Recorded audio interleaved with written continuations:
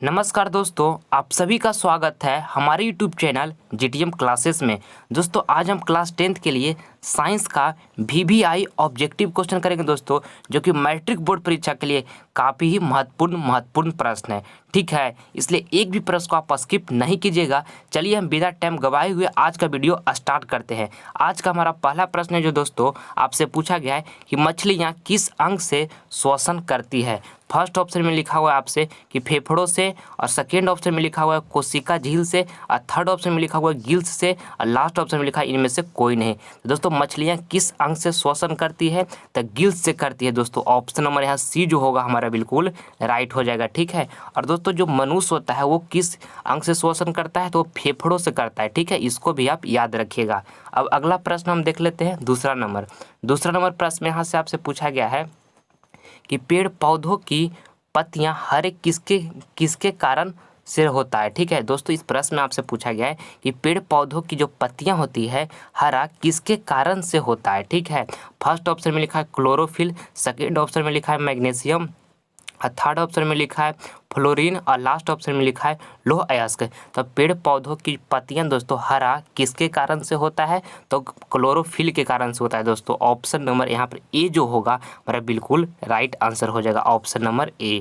अब हम अगला प्रश्न देख लेते हैं, तीसरा नंबर प्रश्न दोस्तों आपका एग्जाम के लिए काफ़ी महत्वपूर्ण प्रश्न है। इस प्रश्न में आपसे यहाँ पूछा गया है कि अवतल लेंस की फोकस दूरी 20 सेंटीमीटर है तो इसकी क्षमता होगी।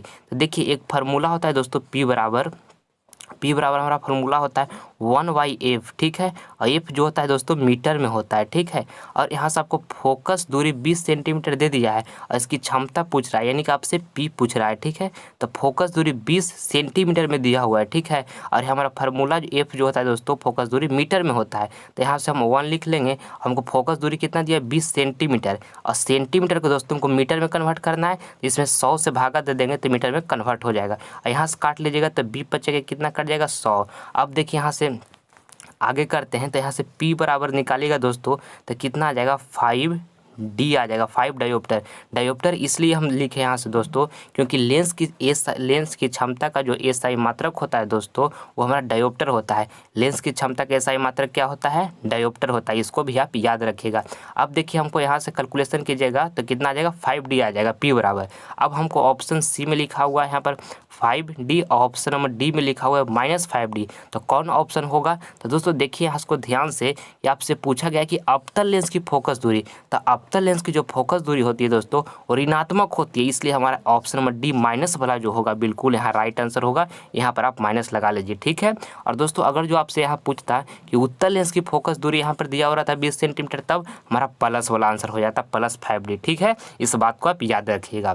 चलिए अब हम अगला प्रश्न देख लेते हैं, चौथा नंबर प्रश्न में आपसे पूछा गया है कि प्रकाश की किरणें गमन करती है, और फर्स्ट ऑप्शन में लिखा हुआ है सीधी रेखा में, और यहाँ सेकेंड ऑप्शन में लिखा है किसी भी दिशा में, और यहाँ थर्ड ऑप्शन में लिखा है टेढ़ी रेखा में, और लास्ट ऑप्शन में लिखा है इनमें से कोई नहीं। ठीक है, तो प्रकाश की किरणें जो गमन करती है दोस्तों वो सीधी रेखा में करती है। ठीक है, तो ऑप्शन नंबर ए यहाँ पर हमारा बिल्कुल राइट हो जाएगा।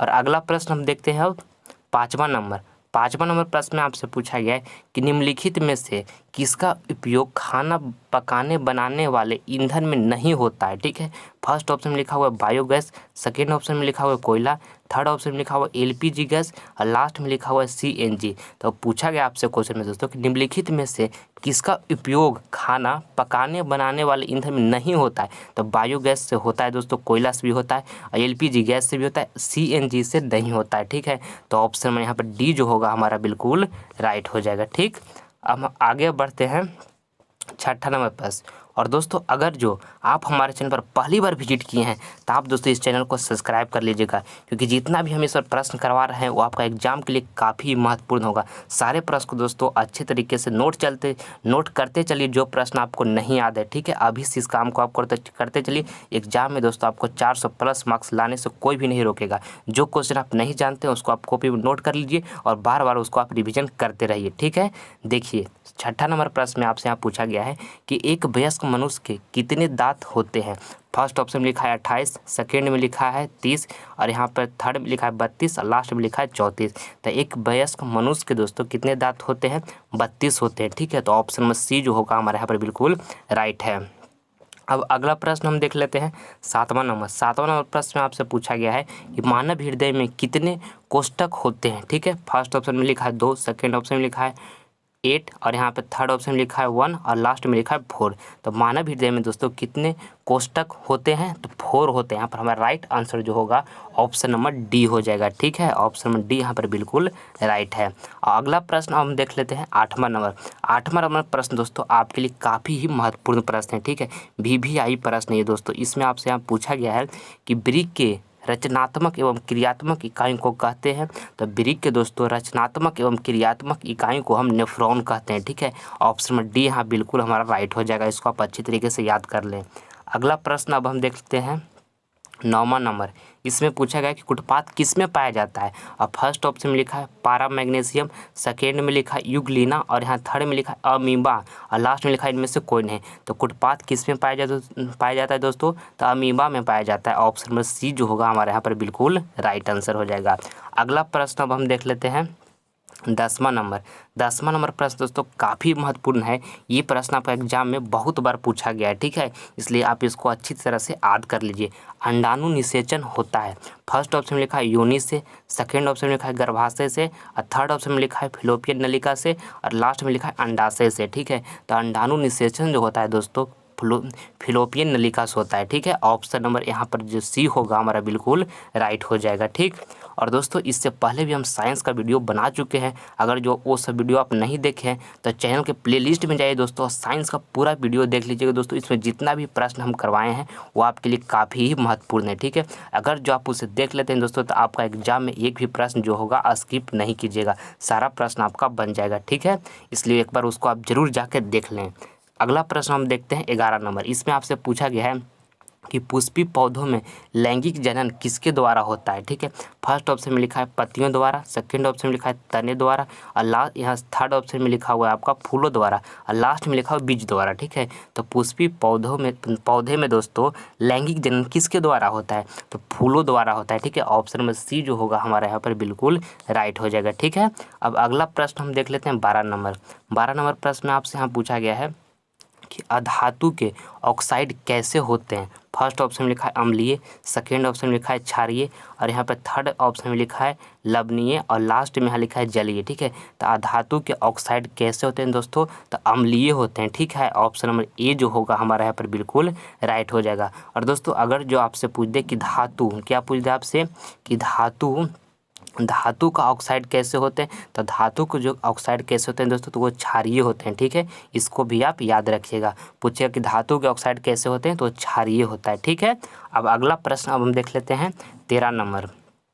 13 नंबर प्रश्न में आपसे पूछा गया है कि पराग कोष में पाया जाता है, तो पराग कोष में पाया जाता है। और फर्स्ट ऑप्शन में यहाँ लिखा हुआ है कि दल पुंज और सेकेंड ऑप्शन में लिखा है परागकण और यहाँ थर्ड में लिखा है वाह्य दल और लास्ट में लिखा है इनमें से कोई नहीं। तो पराग कोष में पाया जाता है दोस्तों परागकण। ठीक है, ऑप्शन नंबर यहाँ पर जो हमारा बी होगा बिल्कुल राइट हो जाएगा, परागकण। अब अगला प्रश्न हम देखते हैं 14 नंबर। इनमें कौन सा बैक्टीरिया दूध को दही में बदल देता है। फर्स्ट ऑप्शन में लिखा है बैसिलस, सेकंड ऑप्शन में लिखा है लैक्टोबैसिलस, थर्ड ऑप्शन में लिखा है प्रोपाइनी बैक्टीरिया और लास्ट में लिखा है इनमें से कोई नहीं। तो दोस्तों इनमें से कौन सी बैक्टीरिया है जो दूध को दही में बदल देता है, तो लैक्टोबैसिलस है दोस्तों। ऑप्शन नंबर बी जो होगा हमारे यहाँ पर बिल्कुल राइट आंसर हो जाएगा, ऑप्शन नंबर बी। अब हम अगला प्रश्न देख लेते हैं 15 नंबर। काफ़ी महत्वपूर्ण प्रश्न है दोस्तों। इस प्रश्न में आपसे यहाँ पूछा गया है 15 नंबर में कि रक्त किसके कारण से लाल दिखाई देता है। रक्त जो है दोस्तों किसके कारण से लाल दिखाई देता है। फर्स्ट ऑप्शन में लिखा है लसिका, सेकेंड ऑप्शन में लिखा है हीमोग्लोबिन और थर्ड ऑप्शन में लिखा है प्लाज्मा और लास्ट ऑप्शन में लिखा है इनमें से कोई नहीं। तो दोस्तों रक्त किसके कारण लाल दिखाई देता है, तो हीमोग्लोबिन के कारण लाल दिखाई देता है। ठीक है, ऑप्शन में बी होगा यहाँ पर हमारा बिल्कुल राइट आंसर। अगला प्रश्न अब हम देख लेते हैं 16 नंबर प्रश्न दोस्तों काफ़ी महत्वपूर्ण प्रश्न है। इस प्रश्न में आपसे यहाँ पूछा गया है कि स्त्रियों में अंडाशय की संख्या कितनी होती है। ठीक है, फर्स्ट ऑप्शन में लिखा है 1, सेकंड ऑप्शन में लिखा है 2 और थर्ड ऑप्शन में लिखा है 3 और लास्ट ऑप्शन में लिखा है 4। ठीक है, तो दोस्तों स्त्रियों में अंडाशय की संख्या कितनी होती है, तो 2 होती है। ठीक है, ऑप्शन नंबर बी जो होगा हमारा बिल्कुल राइट आंसर। अगला प्रश्न अब हम देखते हैं 17 नंबर प्रश्न में आपसे पूछा गया है कि शरीर की सबसे लंबी कोशिका कौन सी होती है। फर्स्ट ऑप्शन लिखा है तंत्रिका कोशिका, सेकंड ऑप्शन लिखा है हृदय कोशिका, थर्ड ऑप्शन लिखा है मस्तिष्क कोशिका और लास्ट में लिखा है इनमें से कोई नहीं।